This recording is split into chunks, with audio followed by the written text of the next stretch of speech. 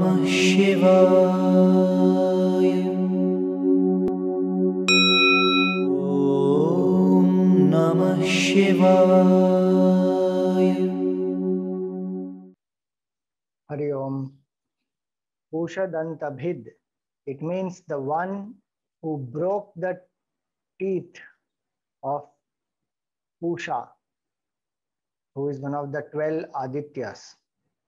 This refers to the episode where once there was a assembly of great saints, sages, many devatas, and a ritual was being performed.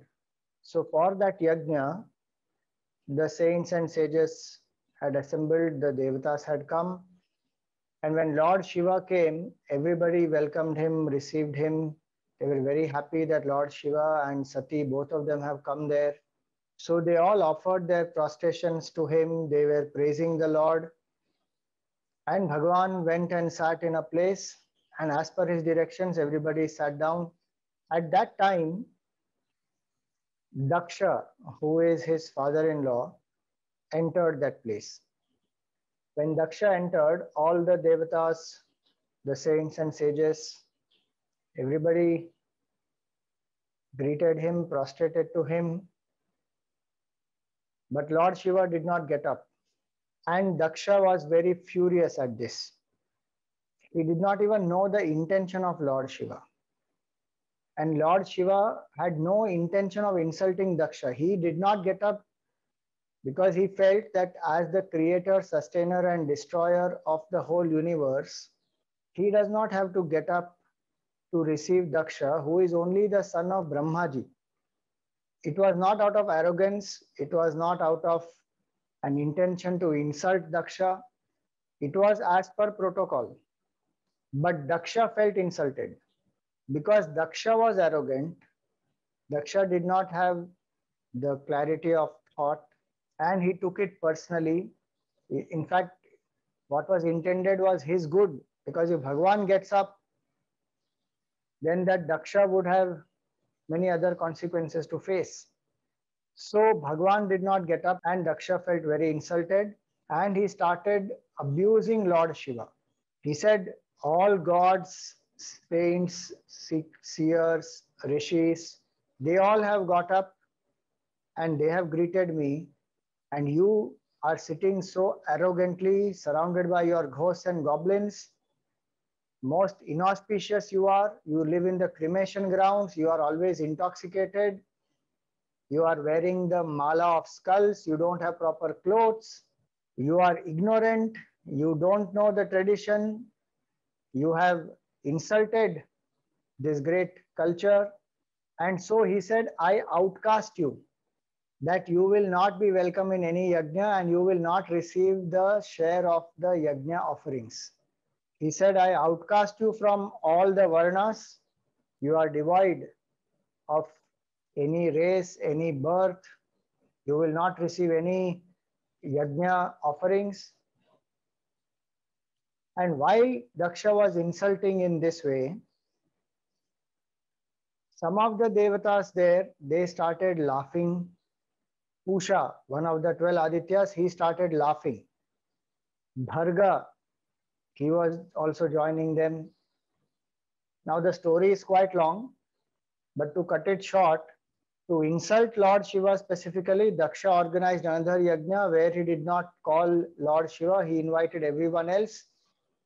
And Sati, in spite of Lord Shiva telling her, did not listen to him and went to attend that yajna. And there she found that there was no place reserved for Lord Shiva, there was no yajna offering kept for him.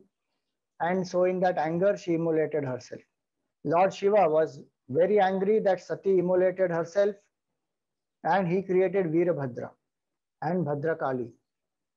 This Veerabhadra and Bhadrakali created many ghosts and goblins, and they had a huge army and they attacked the yajna of Daksha. And in that yajna, Daksha was beheaded and a Gana called Chanda smashed the face of Pusha, and his teeth broke. And it is said that Pusha was not able to consume the yajna offerings after that ever.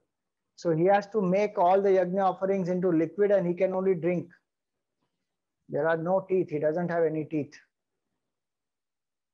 Bharga, who also had joined Pusha in mocking Lord Shiva, his eyes were gouged out by Veerabhadra and the Ganas. So this name of Lord Shiva is Pushadantabhid, one who has broken the teeth of Pusha. Now, what is the learning out of this? One simple learning out of this is Daksha did not understand the intention of Lord Shiva, nor did he bother to inquire. He, on his own assumption, started mocking Lord Shiva, insulting him, and in that insult, Pusha joined.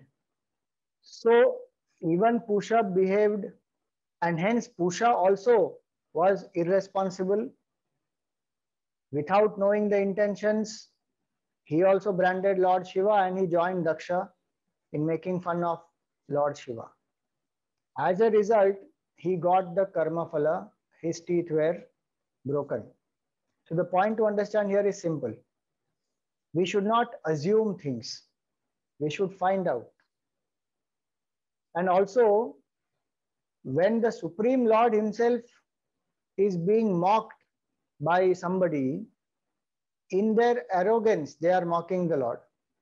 And also the second point to understand is that when we give company to people who are arrogant, who are self-centered, who are narrow-minded, who don't have the maturity to understand people's intentions, and who only judge by externalities and external manifestation of the actions, when we join such people, we also fall.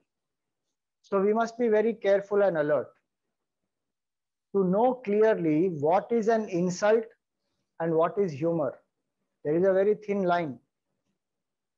Daksha was not indulging in any humor nor any sarcasm. Daksha was insulting Lord Shiva. And Pusha also joined him, laughing, giggling, smirking. So it will have its own consequences. So we must know very clearly what is the line when humor becomes insult or sarcasm becomes an insult. And also that there will be consequences of such actions. In fact, it is said even some of the sages, devatas, and many others had joined Daksha to insult Lord Shiva. When Veerabhadra was created and when he came to destroy the sacrifice of Daksha, all of them got the result of their bad actions. So we must be very clear, whom are we supporting, what are we supporting, why are we supporting, because all these will have consequences which we have to face. And even today this applies. Unknowingly we may like a post or we may comment on it or we may just say something in humor and then we get trolled. Or there are more serious consequences of it also. So one must be very alert. That is a lesson to be learned. And salutations to that Lord who is in the form of Veerabhadra and Chanda, who ensured that people who have insulted the Lord get the karma phala of their karmas.